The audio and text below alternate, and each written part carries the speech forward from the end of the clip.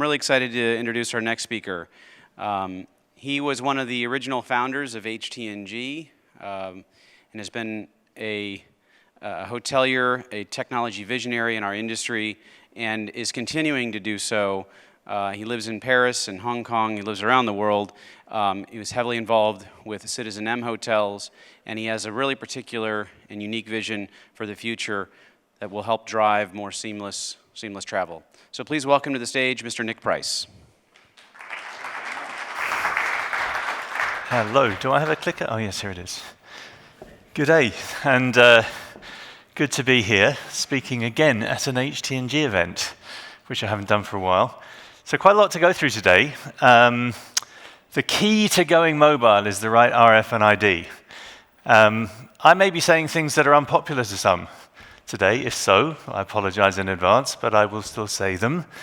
Armand mentioned that I was one of the co-founders of HTNG. This is a little bit about me. I'm a technologist. I've been involved with Citizen M, latterly before that with Mandarin Oriental, before that writing software. For me, the essence of good technology is no technology. The guest should not see technology. They should just be able to move from one place to another. What I'm going to do today is talk about a technology need that is unmet, a technology opportunity that we have, and in order to realize that opportunity, we need to come together as an industry to make it happen, because there's one big barrier to making it happen. Our guests want it, we need it. We need to work together. And that is indeed exactly what HTNG was formed to address. So I'm going to be talking about digital key mostly, but I'm going to start by talking about hotel check-in methods. I'm going to look at the business problem around digital or mobile key, some technologies that are in place, the experience with digital key to date, and then we're going to move on and look at potential future options.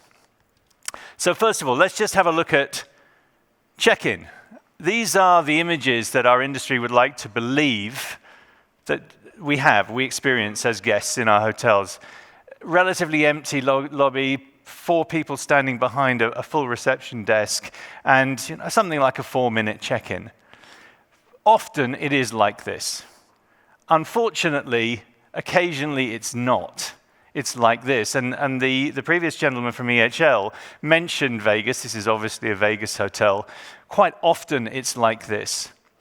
The issue is, in our industry, is that we see this and we think, well, that's us in the future as hoteliers. We need to do something with it, and our industry tells us the only way you can avoid this is mobile key, and away you go. You've got to start doing a project that, in my view, doesn't necessarily address this problem properly. So let's look at the alternatives to either lines or a beautiful, empty, fictitious front desk.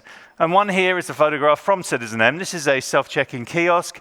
Citizen M should be congratulated, I think, on its industry thought leadership here, because this has been in place since 2008. When the Amsterdam Schiphol Hotel opened. And the concept here is that you have 7 fully functional check-in kiosks. You have a half-time employee, so 1/2 FTE that is standing there at this point to address any issues that come up with check-in, which means that with half an employee, you can check in 7 guests at the same time. That is a significant win in our industry in terms of guest experience, but also in employee usage and efficiency. We have also the opportunity now with mobile to refine that even more if we wish, because we can push maybe 70–80% of the check-in pre-arrival to mobile. That pre-arrival check-in isn't a full mobile key experience because you can still pick up a physical key. And in this case, you could pick it up through asking somebody. But I think a better way of doing that is to pick it up through a kiosk where you're basically done your check-in, you have some kind of QR code, for example, on your phone. You come in, quickly scan the QR code, or maybe it's a tap, and you get a key dispensed and away you go. You already know which room you're in. So that's another way of addressing this problem, and that's possibly 30 seconds. And then we have mobile key. And this is the path that our industry is on. This is what is presented to us as hoteliers as the solution to the long line. The problem with this is, in my view, is that this is a difficult user experience, and it's 30 seconds every time you want to use it. Every time and place you want to use this, you have to get your phone out of your pocket, launch an app, find where to press, and then your door opens. It's not intuitive, it's not natural, it's not something that actually makes it better for the user experience, other than bypassing the front desk and that so-called fictitious line.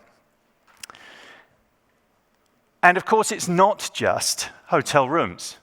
And this is the other point. At Citizen M hotels, there are 8 separate places where you can use a physical key card for identity.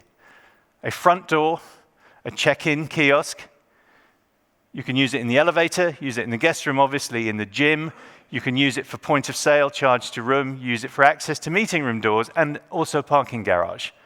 Now, Citizen M is a reasonably lightweight operational concept. If you're a full-service hotel, you may have way more than this, which means if you're going to go to the mobile key model that is being promoted by our industry today, you have to make that mobile key work across at least these 8, if not a dozen or 15 or 20 different places in your hotel where you would like your guests to have seamless entry or seamless access control. That's a significant barrier to address, and one that actually, in my view, has not been effectively addressed by our industry so far. So it's much more than opening a guest room door. So first question, what business problem are we really solving? Why is our industry focused on mobile key? And it is focused.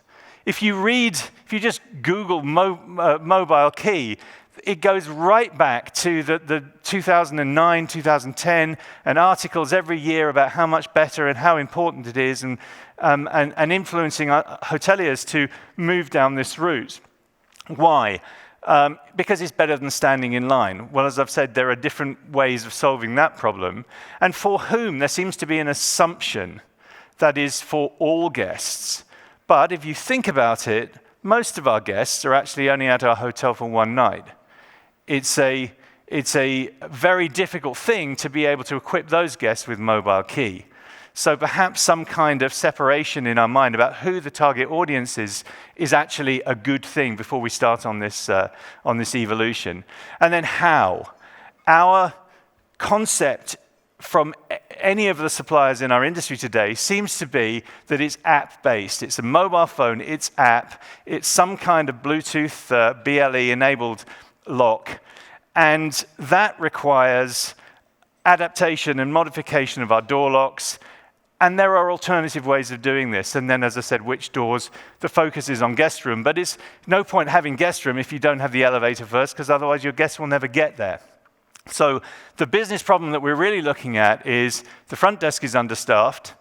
And implicitly, as hoteliers, what we are trying to do is bring our guests to our hotel mobile app, because we want to market to those guests through that mobile app.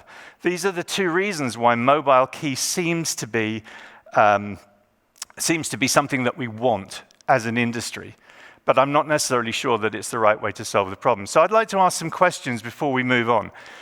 First question, our industry experience to date. So how many hotels are installed for mobile key? Does anybody have a view on that? As a percentage, 10%? 100%, 50%, do we know? No. Right. How about this question then? Mobile key has been available in some form for at least 9 years, and it has. So is it today mainstream? Do we see it in our daily lives? I don't. How many people in this audience have used mobile key at least once during the last year? So I would say as a percentage, that's probably somewhere around about 20%. right? How many of those hotels where you used that mobile key, if they are part of a chain, that mobile key solution is available in all hotels in that chain? 0%. 0. So there you have the problem, right? If you can't make this a chain-wide solution, you can't equip your guests intellectually to understand that it's available so they should want to use it. That's the fundamental problem. And the last question is it actually a good experience when you use it? Do you as guests feel that you're getting additional value? I'm questioning this in the current iterations, the current mechanisms that we use. I'm questioning whether this is a good way of actually equipping the guest to bypass the front desk and get to the front door. So what I'd like to do now is start talking a little bit technical. Let's look at some technologies that are in place today, the 3 candidate technologies for a mobile key. The first one is RFID, and that's really not a mobile key, something that it's a physical key card that most hotels today are equipped with. If a new hotel was built, it would be installed with a passive RFID door lock. This is a technology that's been around for a very long time. In addition to that, there are 2 newer technologies, BLE, which stands for Bluetooth Low Energy, and NFC, stands for Near Field Communication. Our industry today has been focused largely on BLE. And what I'm going to be talking about today is NFC. The important thing to understand is RFID is what is in our hotels today. It is primarily used or associated worldwide with item tracking, but it is also clearly in our industry associated with access control. The important thing here is that both NFC and RFID are also associated with access control, and you'll notice there's this number at the corner, which is a frequency in which they operate on, and it's the same. The reason for that, and it's a very important reason, the reason for that is NFC is a very close cousin of RFID. In fact, it's a subset of the broader RFID concept. And NFC is really high-frequency RFID on a phone. That's the best way to think about it. So let's have a look at mobiles and see how mobiles are equipped with these 2 candidate technologies. Well, BLE has got off to a good start. Nearly all smartphones have BLE today. It is, however, if we're going to deliver a key to a mobile phone, it is delivered to an app on that phone, which is, as hoteliers, what we've said we wanted, right? So it's delivered to an app, and that key activation is from an app. And those are important concepts here because it means the key is delivered to an app, it's from an app, therefore I've got to get the app up and figure out how to use the app to be able to use the mobile key and open the door. And it requires lock, upgrade, or replacement. Why? Because it's based on BLE, and our locks are not. Our locks are based on RFID. So I've got to equip my lock, either equip it with BLE or change it for a BLE-capable lock for this to work. NFC, on the other hand, is not app-based.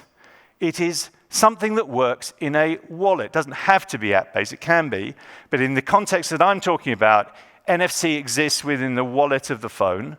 It exists on most smartphones today. There are multiple methods of delivering a key via NFC.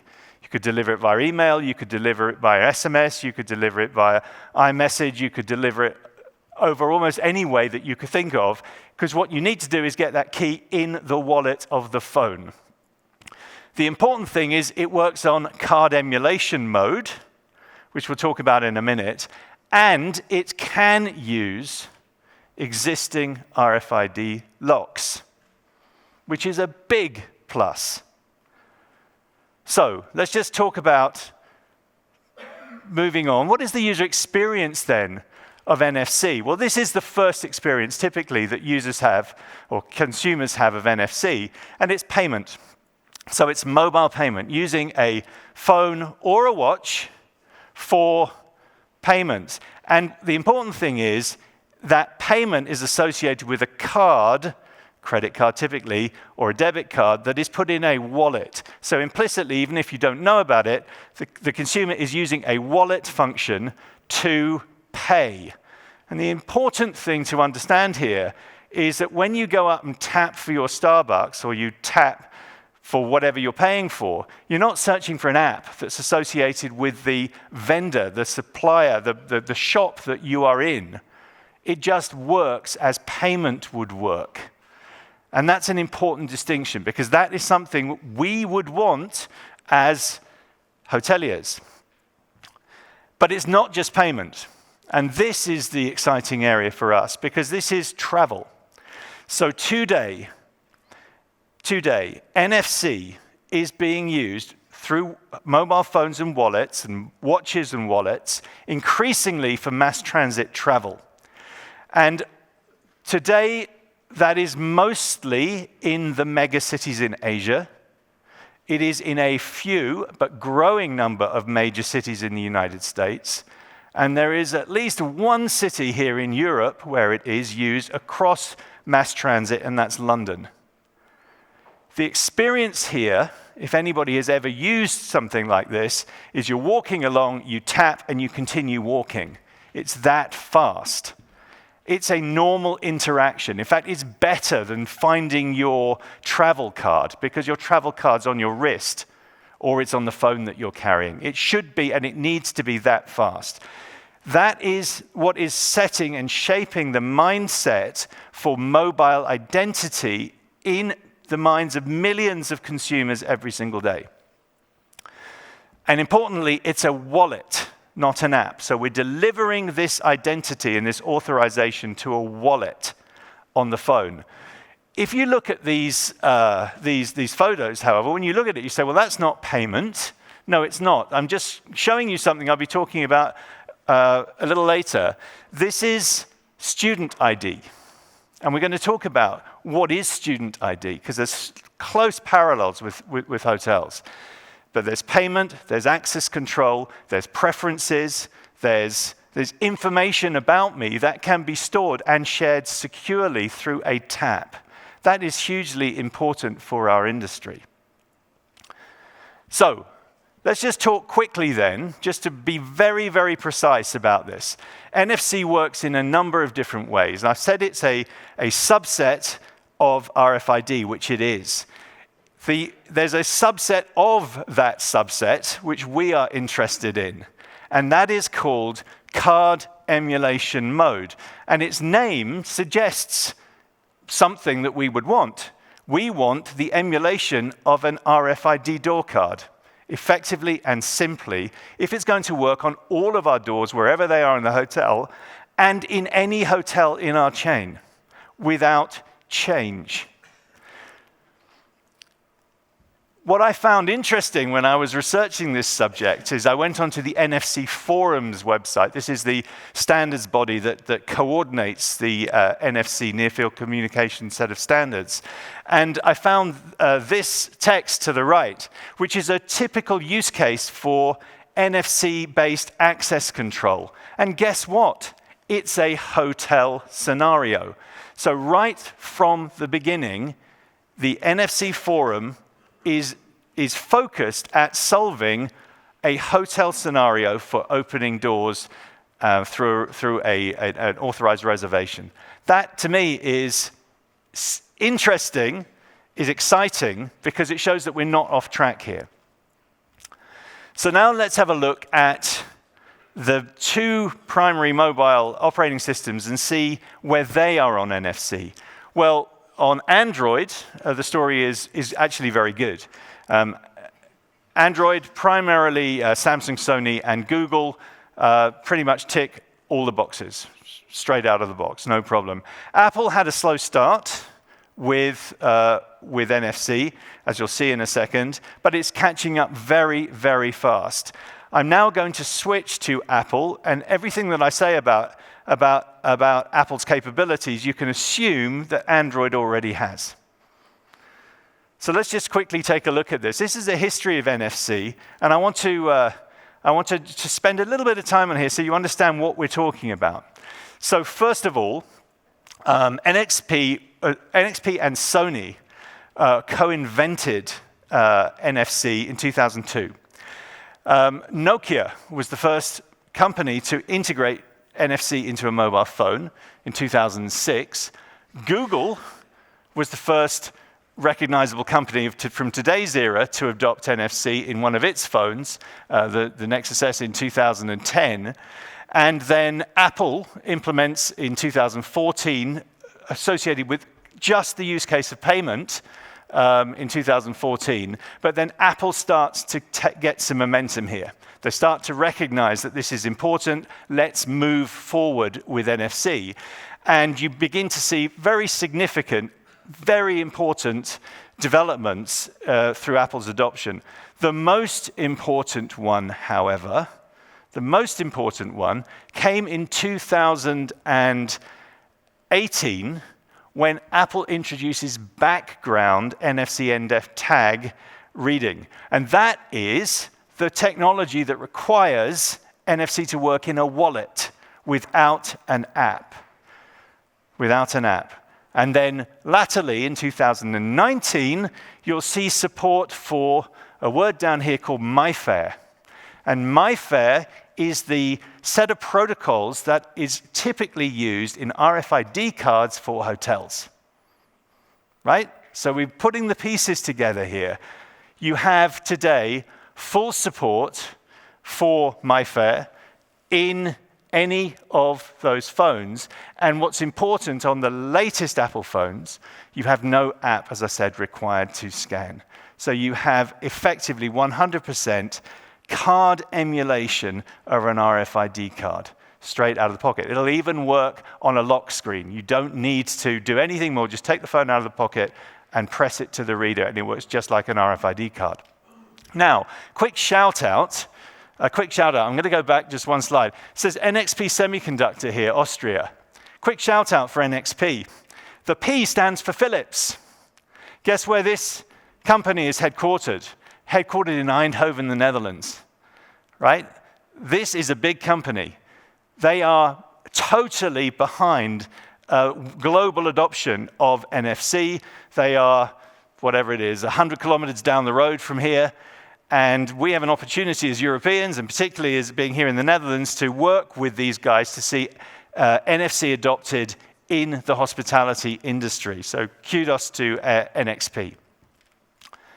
So let's just have a quick look just to prove this. This is 2019. What you can see here is MyFare support. And you'll see MyFare Desfire, Plus, and Ultralight. And these are three groupings of capabilities, or protocols, if you like, associated with different levels of RFID cards. The one that I'm going to be talking about Citizen M uses is Ultralight. And you can see, happily, full feature set supported. That is extremely interesting to me. It means technically my iPhone can do everything that I need it to do. Great, thank you very much. On every reader that I have, if my readers support MyFare, which they do. So let's have a look. Summary benefits of NFC before we move on and talk and see some videos about this in action. First of all, it's fast. There's no app to download. Second, it's payment-grade security. This is not a security in an app. You're not giving a key to an app. You're giving a key to a wallet. That wallet contains payment information, and the interaction between that wallet and the reader has to be at least as good to support credit card interactions securely, which it does. So you can be assured that your key is as secure as your credit card data. And it, as I said, it works from the lock screen. So I'm going to read these words. You may not be able to read it, but this is a very, very important piece of information. NFC delivers a good user experience because it can pick the right pass. A key and a pass are the same thing. So you've got keys in your wallet. It can pick the right pass at the right time. Apple's value-added services protocol and enhanced contactless polling protocol are used to cycle through the passes or keys in a customer's wallet and summon the best pass instantly. This speeds up the interactions while still maintaining security and privacy. So, for example, if I had a reservation at a Citizen M hotel today, here in Schiphol, and tomorrow I was at the Acura Hotel here, where we are right now, I can have both keys in my wallet. When I walk up to the door, I just press my phone. It knows which of those keys is used to unlock that door. It doesn't use a Citizen M key for Acura, and it doesn't use an Acura key for Citizen M. So that's massive in our industry. So let's talk about Citizen M, just quickly. Citizen M, this is the Amsterdam Schiphol Hotel. This is #1, actually. #1 hotel, opened in 2008. Still great hotel today. I want to step back and just take a look at access control in general, because I think this is one of the inhibitors to adoption of sensible mobile key technology in our industry. Because in order to do that, you need to step back and you say, well, am I just replacing a dumb, idiot, disconnected, magnetic stripe door lock, or am I actually trying to improve access control for both the hotels and the guest? This is how we do it in Citizen M. There's no trade secrets here. This is how we do it, but it is quite unique, as to my knowledge, in this industry. First of all, our door locking mechanism physically is part of the room controls environment, right? It's not a separate thing. It talks to the room controls environment in two ways. One, it talks from the card reader to the room control system, and secondly, it talks from the locking element, which in this case is a smart latch, to that room controls unit. That room controls unit is connected via IP to the hotel network, and that room control unit has some smarts on it which can interpret requests so that it knows what to do when you present a card at the reader. So when you present a card at the reader, it is past the room controls unit. The room control unit will then issue a request to an access control service that says, is this card authorized? Simple as that. If it is authorized, and when that authorization happens in an IP environment, in a modern digital environment, it will send back the command to open that door. It's as simple as that, right? Now, what the additional component here is that access control system is actually cloud-based. It's central. And that means that you can actually have the scenario where your guest can have a single key and can use that key in any hotel. And that key is associated with that guest, not a hotel and not that room. How about that? Which is why Citizen M, their keys are shaped like a luggage tag, so you can take it with you. Smart, and they have been like that from the day one. So, other things, just before I move on to some videos. This access control system is a set of microservices that basically responds to those questions. Is this an authorized access attempt? And those microservices can have different front ends, can support different front ends. And there are 3 front ends that are supported here. One is the physical card, the RFID card. Second is the mobile device. It could be a watch, it could be a phone, or even voice as a bit of fun, which I'm going to show you. And other important thing is that access control can do any of those. In fact, can do any of those 8 different locations, right? So it's not a different service for a meeting room. It's not a different system for a meeting room than an elevator. It's not a different system in an elevator from a guest room or a parking garage. So I'm going to attempt to play some videos now, little sort of humorous videos. The important thing about these 2 videos is they actually come from 2014. So that is 6 years ago. 6 years ago. Where we were thinking about mobile key and we were developing this technology. One is going to be using an app to open a door, and the other one is going to be using voice to open a door. So 6 years ago. We developed an app. Volume up, please. So we can control what the issues are with the room. So let me first check if the room control, so the door lock is actually okay. So unlock. Okay, so this is fine. And the second one, voice.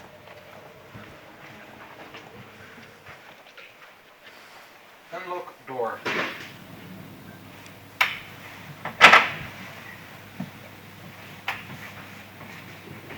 Okay, two different ways of requesting authorization through access control to open a door. Could be others, right? It could be others. It could be a fingerprint if you had a fingerprint reader, for example. The same service, reuse of those services is what's critical here. So the question is, those two capabilities were in place, but we haven't deployed them to our guests.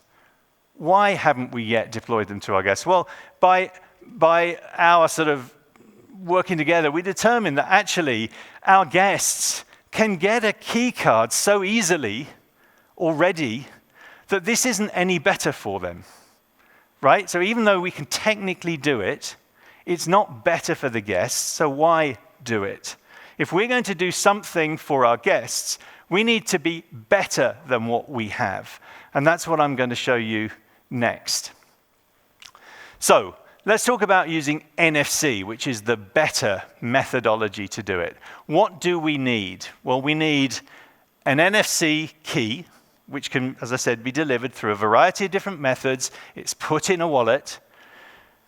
It's added to that wallet. It is then simply tapped or scanned to open the door. There is, however, one requirement here for that key, and that's that the key needs to be digitally signed. So you can't just put any key in your wallet and use it. The key itself needs to be authorized for that task. So for example, it needs to be a Citizen M base class authorization. So this is a Citizen M key type that is used to access the Citizen M lock. That's basically what that certificate says. And that certificate, the issuing authority for that certificate is Apple or Google, depending upon which Android or iPhone that you're using. So let's just see that in action here. Let's see that in action. Firstly, Android. Yeah, and it's a Google So- Pixel. Yeah. On a Yeah. lock screen.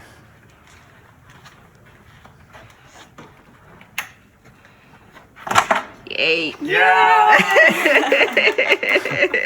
People have fun with it. So that's opening the door with an NFC scan. You see how quick it is, right? Quick and simple. It's the same interaction that a guest would have with a normal key. The second one is an iPhone. Go.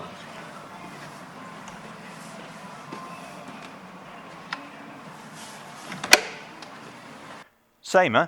Exactly the same. Simple, effective, easy. So if I was going to do mobile key anywhere, I would do that. Because also, in place of a phone, I can use a watch or a ring, or perhaps I even have an NFC chip embedded in my thumb, and I can use that, right? That is a much more natural interaction than messing around with an app, and it is way more secure. So there is, however, one slight problem here, that in order to get that certificate, you need to request it from the providers being Google and Apple. For Android, we are in production. We have received the certificate from Google, everything is good, tick the box, move on. Apple, however, has denied or stated at this stage that it does not believe, it does not see currently that NFC is it's not the supported mechanism for access control in hotels for some reason. So what does that mean? It basically means that the example that I showed you on the right of that guy here, if I can go back, this guy here, this iPhone usage, it works, right? Technically it works. You may say, well, if you don't have a certificate, how does that work? Right. I am not going to tell you publicly how it works because I don't want to offend Apple. I will, however, if anybody wants to ask me individually, let you know how it works, because there are some important things. The important thing here, though, is even though it works technically flawlessly, we cannot deploy that to production.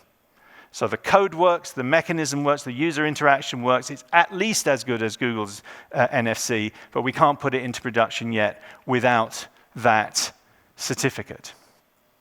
So let's move on. I want to talk just quickly about this broader concept of identity, because I want you to understand that what we have in a wallet here is much more than just a key. In our case, it's a key. But associated with that key can be so much more. NFC can wrap around that key identity, an identity with preferences. So can pass elements of usable identity in context to the receiving party, such as a hotel. This is hugely important for our industry. We were talking about it in the last two presentations. This is an example of it.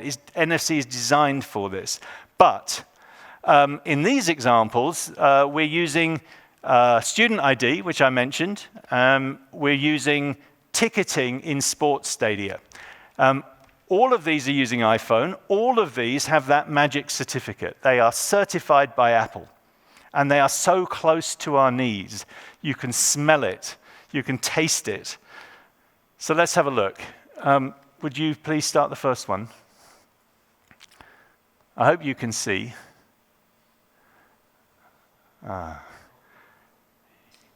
Did you request authorization when you started the presentation?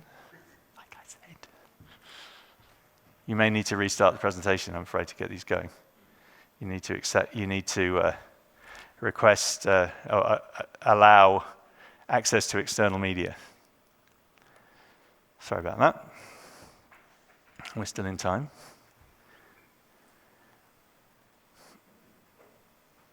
So, does everybody understand what I'm talking about here, about the need for a certificate and how important it is? This is actually the issue that we're facing here.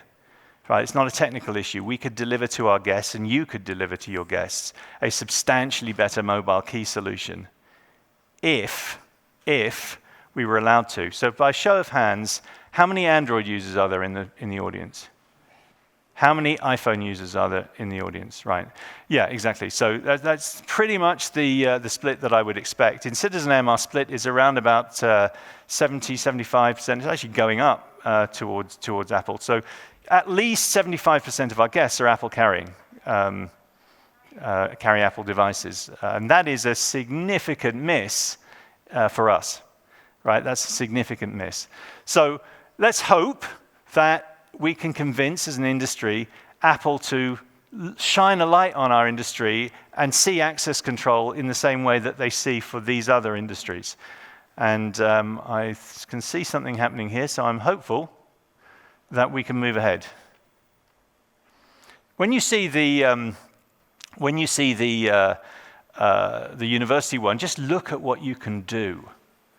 Right? Look at what you can authorize because of the digital identity that's encoded here.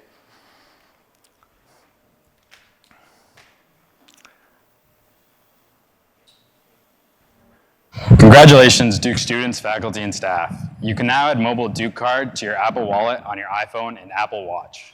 Mobile Duke Card is available on iPhone 6 and later, and Apple Watch Series 1 and 2 and later.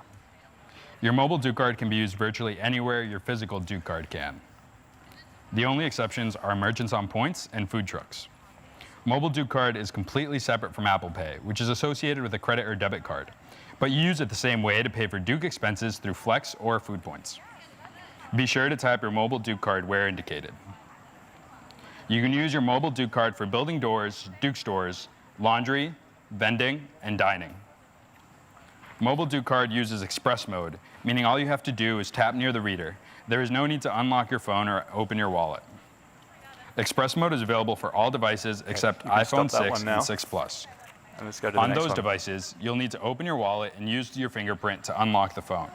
You can Move on to the next one. The next one's Wembley Stadium in the UK, and it shows the watch being used for the same authorization.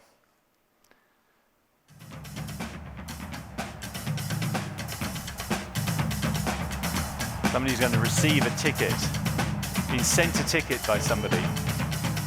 Oh, I've got a notification. Oh, my ticket's arrived. Apply it, add it to the wallet. Hold the reader in. It's no more difficult than that, right? That is how simple it is. That's how I would want my guests to receive their digital keycard, in that way, because it's so damn simple. The next one. This is at a sports stadium in Los Angeles, and the purpose of showing you this one is just to show you how fast this can work and how reliably it must work to deal with the volume of people that are going into these stadia. This is NFC.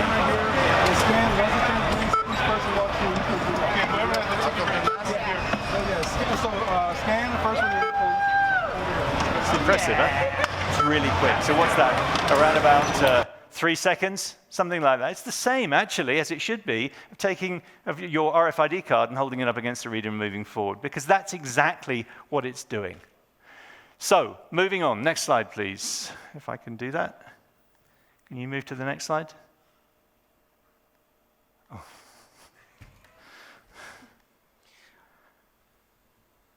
Well, Nick, if you guys need a second, I know we got a lot of questions. Oh, here we go. No, there's a summary, and then there we are. Thank you very much. So, on to the summary, and then we can have any questions. So, simple solutions are always the best solutions, right? Simple solutions.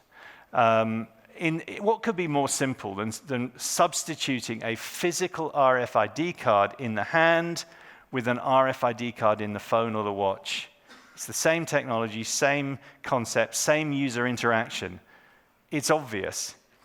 It can work with existing readers and locks throughout the hotel. So it does work in every lock, every reader in a Citizen M hotel, right? So I'm not making this up. It does.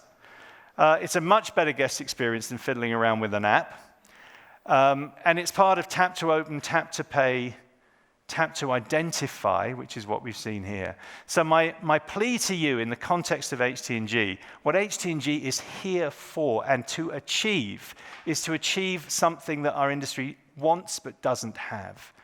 And I believe our industry needs hotel tap to ID, which is what I've called it. We can probably come up with a different name for it. But the only barrier to this is a digital certificate issued by Apple. And if we can collectively determine that there's enough need here based on our future intent and our vision for how we want to distribute mobile keys to our guests, then I'm hopeful that Apple will listen. Thank you very much. And I'll take some questions. Thank you, Nick. Thank you. So raise your hand if you have some questions, but I wanted to ask a couple things first. First of all, Nick and I have talked about this over the last few months. This is something that I, in my history in this industry, was very connected to, and really am, happy to see you taking this up, because when Nick wants to do something, it gets done, as you can see. So we really hope to work with you and figure out a way to support this vision. What do you see, as a keen observer of our industry? What are the main hurdles that are standing in the way, besides, somebody not wanting to get permission?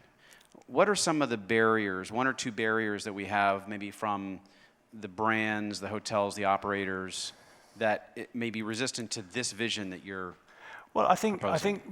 to understand this vision, you've got to understand consumer behavior and how that consumer behavior is influenced by technology that's available outside of our industry.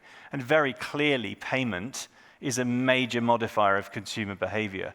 Tap to for travel, right? That is a major modifier of human behavior. Just look around at other places and say, does that make sense for my industry? If it does, what do I need to do to get it? Well, in this case, not much apart from a digital certificate, but there may be suppliers that we need to come in. What I think we should be cautious about is understanding the motives of solutions that are being presented to us, right? If they require wholesale replacement of hardware, for example, which is obviously a profitable endeavor for somebody, but realistically as hoteliers, we know that can never happen, right? And if it doesn't happen, we should be honest enough and say, if I can't enable every door lock in my hotel chain, then I can't give a consistent experience to my guest, therefore I shouldn't do it. Good point. Question? Mike, coming to you. Sorry if there's any door lock manufacturers. Are you a door lock manufacturer? Well, first of all, thank you for the very good presentation. Thank you very much. I am in the business of selling hotel locks. Yeah.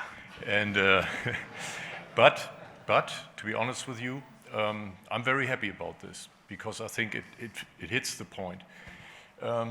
One thing is the industry went to BLE, and you know this, because of Apple, because Apple Correct. never supported this.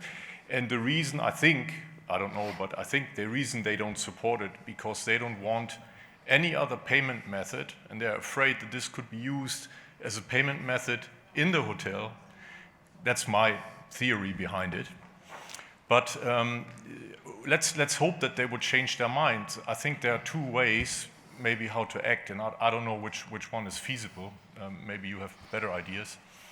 But one is really if there is a push from the users, from the Apple users, and maybe this push can be implemented if these systems that you are talking about are being put in the hotels and the people with the iPhone cannot use it. You think they will put pressure on Apple? Because they are semi-monopolists, and that's the problem. That's the problem. We're talking to monopolists. I agree And with so you. that's one option, and the other option, and I don't know if it's technically possible, is to have some kind of let's call it an HTNG app that would have a wallet function, and that could be used on an Apple iPhone, which might not be only tapping. Maybe you have to open it or something. I don't know. Yeah. But somehow the pressure has to be put on Apple. But it shows, I think, symptomatically the problem we have with the big players in the market that will dictate and somehow make You're absolutely right. And when I talk to Apple, and I have, of course, there's many layers to Apple, right? How do you actually get to the people that are making decisions about this certificate? It's tough, right? You go through a hospitality organization and you've got to go down through the marketing and the channel and blah, blah, blah, and you eventually get to somebody and they may decline your offer, which is essentially what happened to us. What we don't know is what's in iOS 13.x, right? What's coming next. They could be working on it. They just want to do a big reveal and a big announcement. We simply don't know. As an industry, however, collectively, our voice does count. And what I see is we have not said we want to do this. And therefore, Apple has been comfortable reiterating its stance since about 2014 that BLE is the preferred methodology, right? Without really intellectualizing it any further than that. So I think the very first thing we need to do is come together and decide, is this something that we want, and quantify the benefits from it. What are the savings on door lock replacements, for example, for the hotelier? Because if there were, we could for sure get a much broader adoption, number one. But secondly, utilize the avenues, all avenues that are available to us. And one of those avenues is 100 kilometers down the road here, which is NXP, right? NXP produces a significant quality of the silicon that's either in the card reader or in the phone, right, already. So, and I know NXP, because I've read their site, this is their vision. So let's start working with the partners that are adjacent to our industry and start trying to influence the Apples and the Googles to actually do what we want as an industry. All right, well, thank you very much. I'm sure you guys would like to continue this conversation as I would, and we will provide the platform to do so through our HTNG work groups. We had a great call with Nick last week, and a large number of people attended. There are so many people around the world wanting to solve this issue. We will continue to address this through a working group that we're going to be putting together. I got an email this morning from someone at Apple saying, how did that call go? They want to know, they want to figure this out. So there are some challenges that we have to overcome. And Nick, we appreciate you sharing all this with us and presenting this vision. A round of applause for Mr. Price, please. Thank you. Thank you very much.